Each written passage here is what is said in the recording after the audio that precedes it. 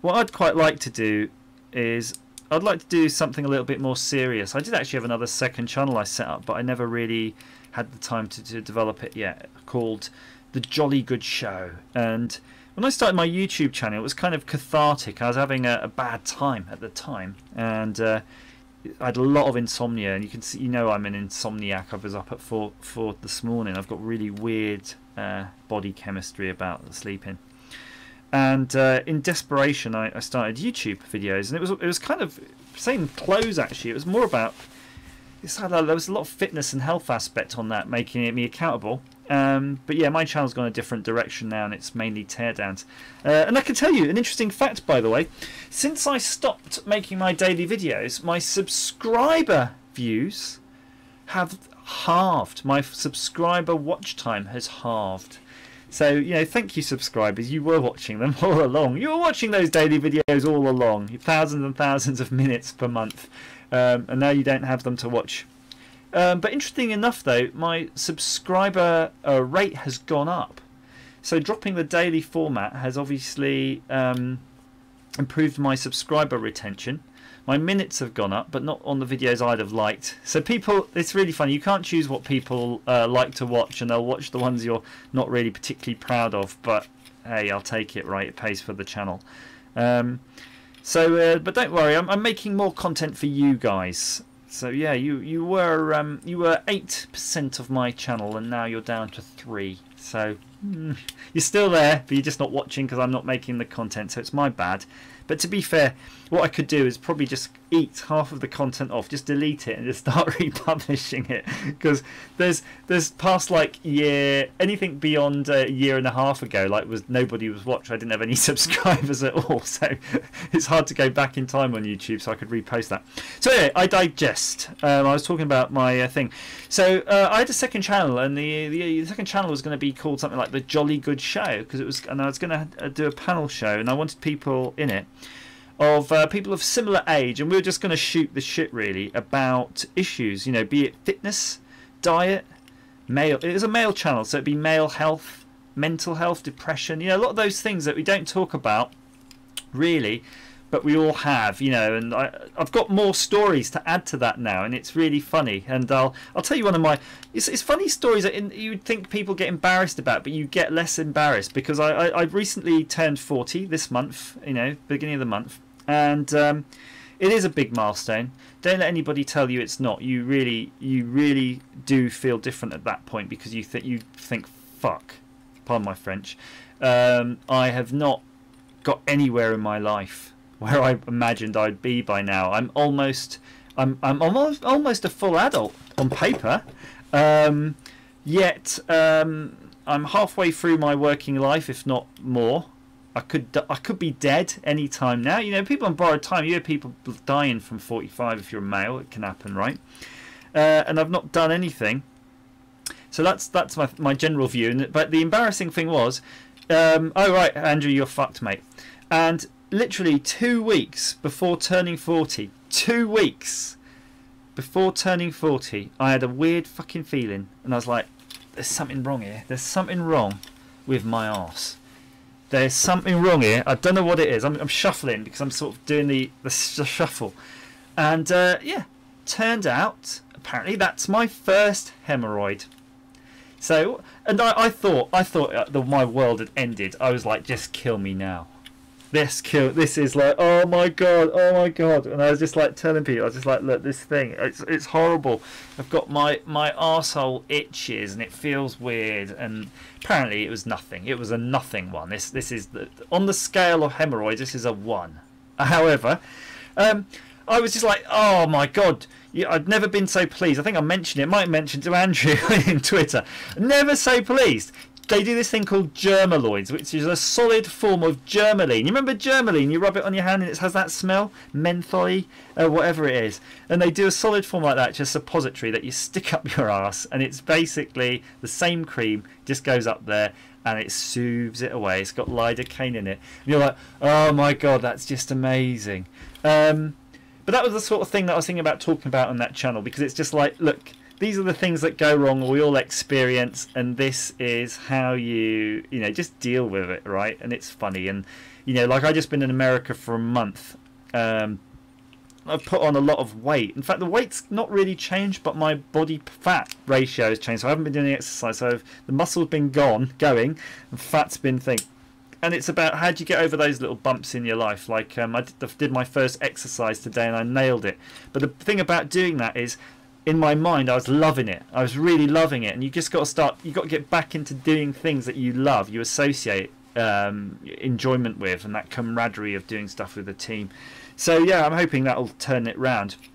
But there's a lot of people you see who don't know what to do. So when they feel like, you know, they feel like mental, like they can't even focus on anything, like the world is coming to an end, and they're going through depression, but they don't even know it's depression because you're trying to solve things in your mind, right? You know, you think you can think your way out of a problem.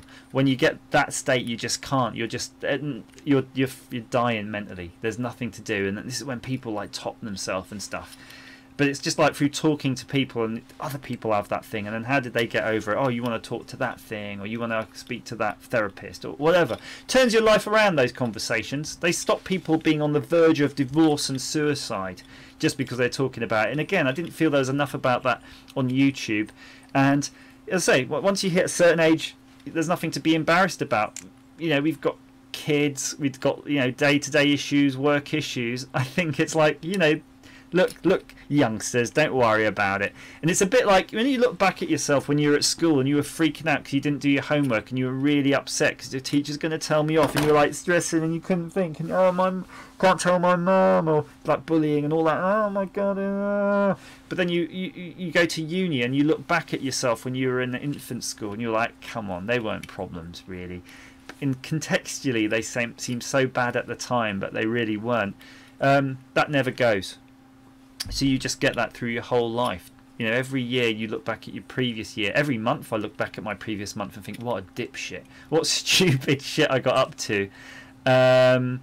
It just doesn't change. And the more people you speak to about it, the more you can get those shared experiences, shared solutions to this stupid dipshittery we go through on life.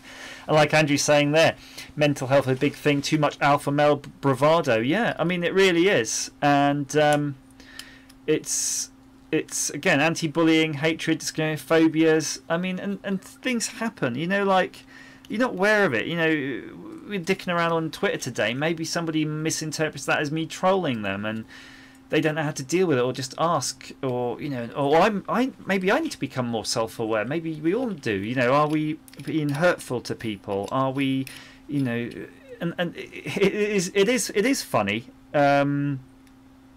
And it's especially funny if you do it in your work, if you get into sort of leadership positions in your career where you're not really operational anymore in the regular day-to-day, where you've got to deal with people.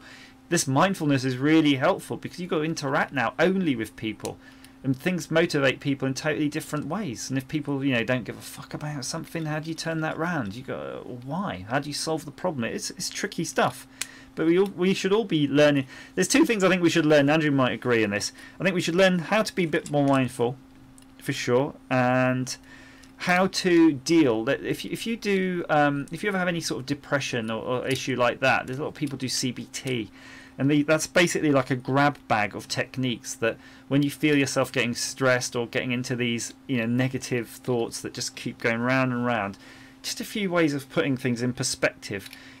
A few ways of stepping out of that infant child mentality and getting a brief 2 minutes of being an adult, looking back at yourself and trying to work out what's going on and solving that. And yeah, you know, a lot of those things will help you.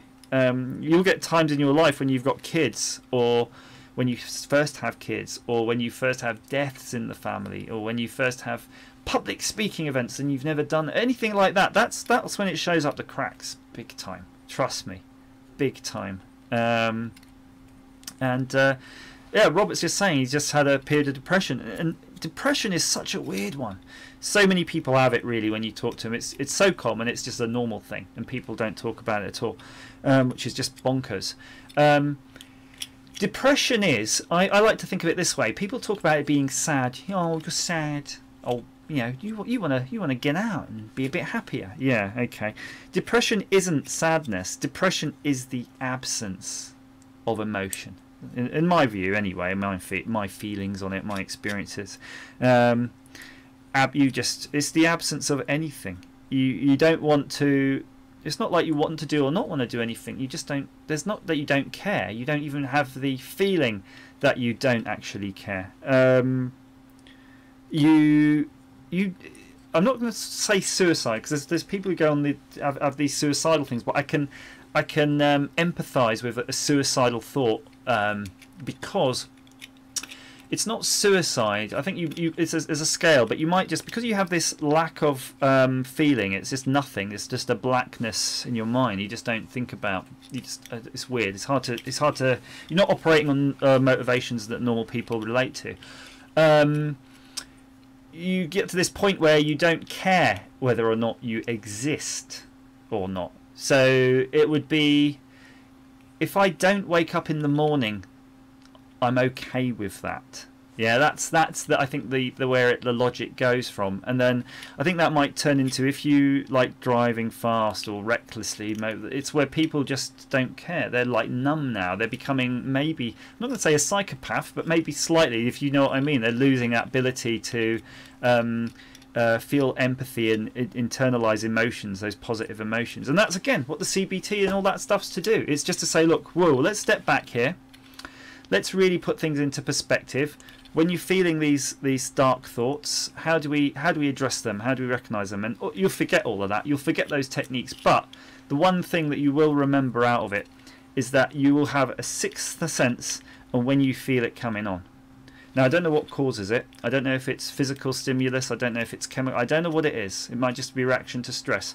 But you know when that's coming along, and then you know at least how to start dealing with it, because it's like, I know it's coming. I can feel I'm getting that way. What do I need to start doing? And I don't handle it very well. If my wife's watching this, she'll know it too. And you have periods where you're grumpy or snappy, or just being an utter cunt. Pardon my French, but you know, and it's just weird.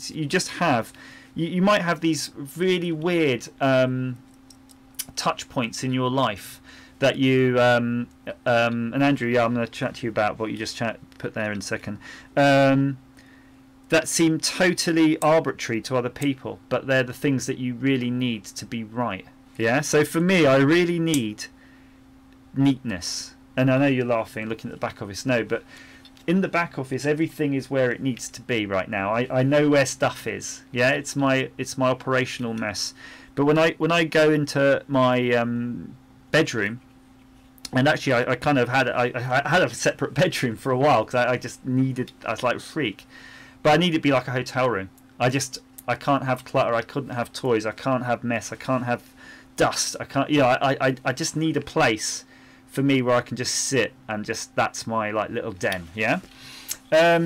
So you get there's weird things like that. So if people interfere with that, it winds me up. And it's really bonkers. I like the same with cars. I like my cars to be clean and neat and tidy, ready to go to a meeting. I don't like when the kids have messed the car and it's like a wreck. That winds me up. And I don't like that I have to tidy up the car. Yeah, you see what I mean? I think I like responsibility too. So yeah, find out those weird things that are your really things that irritate you. And then just try to set your life around so that you won't be irritated by them. And hopefully it's not something that's really hard to avoid, like you hate other people, because you're going to have to interact with those. So Andrew, yeah. So you're saying 2 male friends from suicide in the past 4 years. And you had no idea, drank himself to death. Yeah, it's really sad, really. Oh yeah. So you're touching all the right points. It's just people. You can't predict the behaviour. It's odd. It's because, remember, they're not operating anymore on normal rational thought at that point. And you might read all the books. There's some good books. There's like Managing Your Mind by, I can't remember, it's quite a famous one. Again, like a CBT grab bag. If you're good at reading, if you like reading, they're good to pick up. The Chimp Paradox is a good one too, if you want to really learn. If you're an engineer like me, Chimp Paradox is good because it's kind of the science behind the thought processes in your brain, so how your brain works. And this is a really great one. I'm going to tell you something. Depression is normally triggered by something else, I should think. And one of my triggers was a stressor. And they go, what's a stressor? It's something that causes you stress, right? Just an action. And it was a really bonkers one. And you're going to laugh at this. But every time I heard an email noise from my phone, I would start, I could feel my heart racing. And what I realised, every time I'd hear my phone, an email noise, you know when you get an adrenaline thing, you can literally feel it. You can feel it squirting inside you, an adrenaline thing. I don't know where it's produced, what gland it is, but you can feel it. You've just hit it. I was getting that every time. And that was because in my operational activity at the time, every time I got an email, it was shit for me to deal with, and it was always bad. You know, so imagine having a period of your life where for several years, everything you have is you just have to deal with issues that people have, and maybe you're not mature enough to deal with issues right now. You don't know how to handle them. You don't know how to handle people. So what was happening? You get this thing, and you don't know what's wrong with you. Right, so you go, I'm stressing out on this and I don't know what's wrong with it, and I'm trying to like not be stressed about it, but you just don't have those tools. You don't have your tools in your grab bag to deal with that. So that's why I remember it was at a seminar, and it was a seminar about, I don't know, fitness motivation, because I was trying to get fit at the time or whatever. And I was with all these people, and they were going through all of these things. Sorry, chimp paradox, Dennis. The question you just asked, chimp paradox, and everybody's getting really motivated, and they're writing down like, name the top 10 things you're really into, and they're like, yeah, and there's all these exercises, and I monopolised that group, and that was by George Anderson. Thanks, George. And I think I've thanked you for this, because that's really, at the end of that, I remember there was a lot of talking to George during that, and I realised, I think I said it during this seminar, this conference, all these people, that I'm not normal. I don't feel these things that you're all feeling. I'm not getting it. I'm not getting it. Again, like a psychopath, right? I'm not feeling that.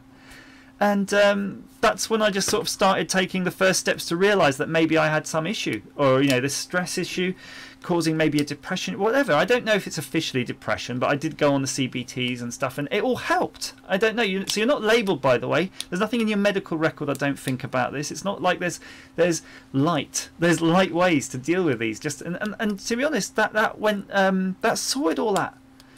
And now I can feel I can always do more, and I'd love to do more. If you get to go maybe retreats or something, just do it. Just anywhere where you get to talk to other people with this issue.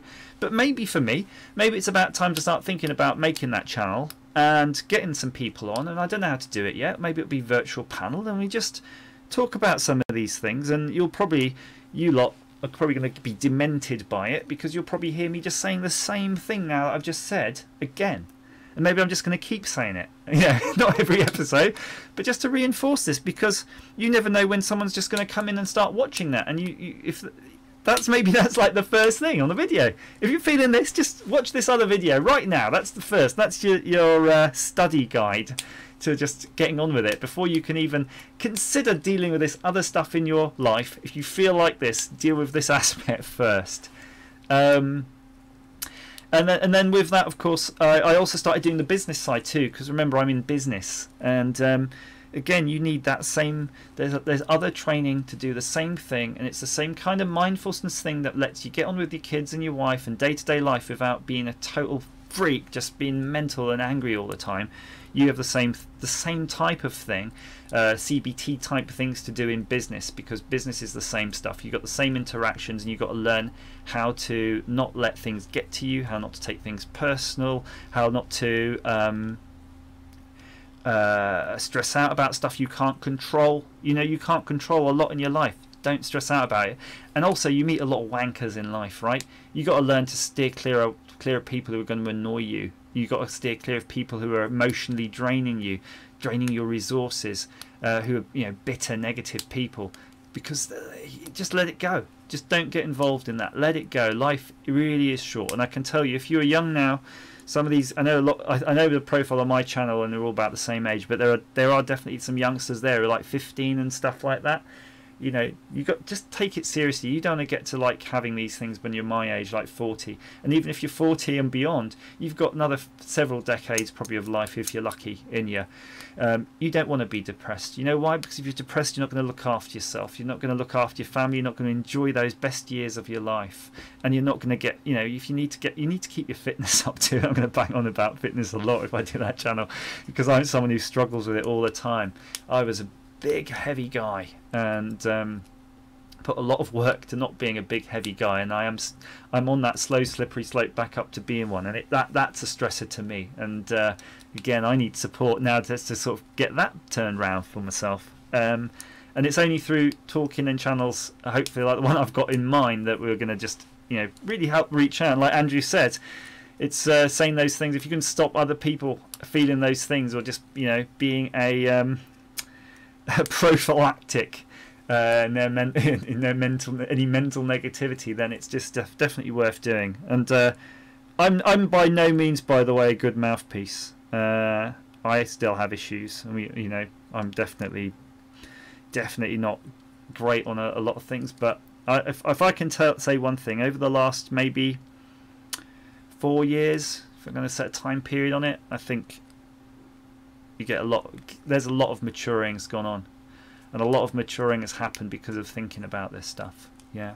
And by now my motivations in life are totally different, and you know, there's a period where I've got only so many fucks to give, and I'm, you know, when I run out of those, I'm like, I'm not going to sweat it anymore. Do you know what I mean? I can't be, there's only so many things you can be concerned about in your life, and really, you know, spending time with your family, playing video games with your young kids, that's kind of what you want to do, because before long, again, if you're this age, you're going to have close members of your family, not those distant relatives you never see. You know, we're talking about uncles and maybe cousins who start dying and things like that, and then you've got that whole stuff to deal with. You deal with the births, and now you've got to deal with the deaths, and that puts it into perspective, because once you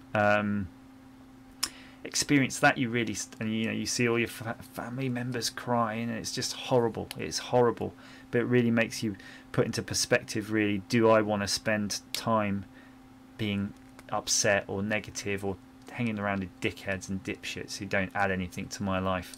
Look at my Twitter. Yeah, I used to have thousands on there who I used to follow. Look who I follow now. Fuck all. You're not adding to my life. I don't want to know anymore. You could just treat life like that. So there you go. Yeah, Andrew's saying if it's negative influence, cut them out. Why bother? You know, there's a bit of politeness and there's a bit of professional courtesy. You know, we have that. Yeah, Twitter is a blend a little bit with, you know, if you're in the, I'm not a big YouTuber, but you're in the circles, right? So you've got professional courtesy, and that's good. I like that. I like that. It's a kind of a work, but not a work. So yeah, you know, you got that. Be nice to people, even if you don't, you know, like them. But you know, just try to move away. And I'm not saying don't give people second chances too. I mean, if someone's being a bit of a dick, you can always just politely just say, you know what, I don't really like this interaction or tweets, and just turn it around. Because a lot of time you like people, and then you don't like them, and you got to see why. When did you go from liking them to not liking? And say, right, I put in effort into that relationship. Do I want to continue not liking them, or do we just sort of have that horrible, embarrassed conversation and try to move on?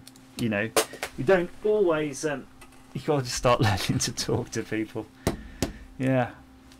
So there we go. I think it's probably about time I have my bath, because you can see again I'm still in sports equipment that I was wearing since 5 this morning. Not a time to change, not a time to shower.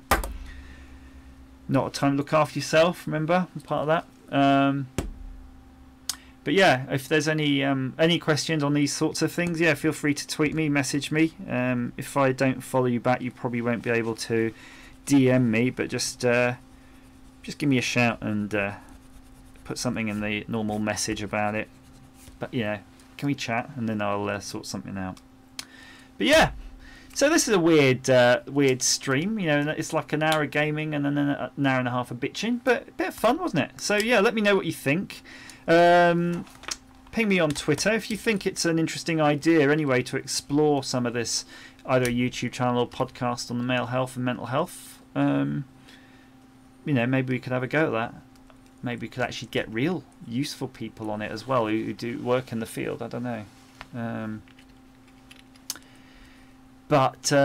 Yeah, I guess I'm going to sign off now. Thank you. Have a really great Monday night, what's left of it. Go watch your BoJack Horseman or something. And I will probably see you in maybe another StarCraft stream, where I'll probably not do that same level because it might wind me up if I do it online and I fail. So I'll probably do that in my own time, and then we'll continue on that.